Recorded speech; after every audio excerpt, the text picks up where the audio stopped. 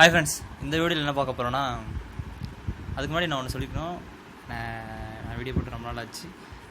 So 1 week இல்லை 2 week இருக்கும். 2 week அப்புறம் இந்த வீடியோ போடுறேன்.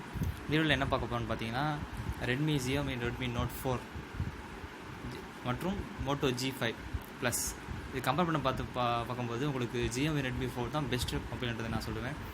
அது எந்த விதத்தில் உண்மைன்றதை பற்றி பார்ப்போம்.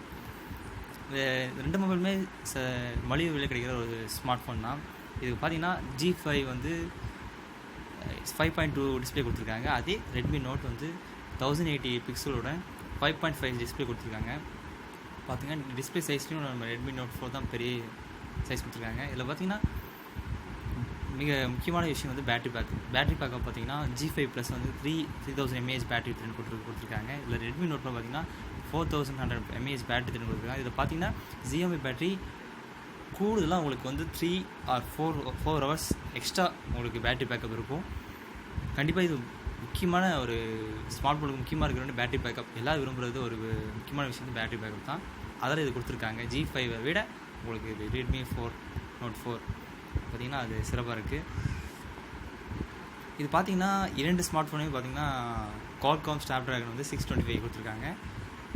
இது என்ன தான் ஒப்பீடு சேமாக இருந்தாலும், இந்த விஷயத்தில் செயல்திறனில் சேமாக இருந்தாலும் ரெண்டு மொபைலும் மற்ற விஷயத்தில் பார்த்தீங்கன்னா டிஸ்பிளே சைஸ்னு பார்த்தீங்கன்னா பேட்டரி பேக்கப் பார்த்தீங்கன்னா உங்களுக்கு G5 விட ரெட்மி நோட் 4 தான் மிக சிறந்ததாக இருக்குது எல்லா ஆப்ஷன்லேயும்.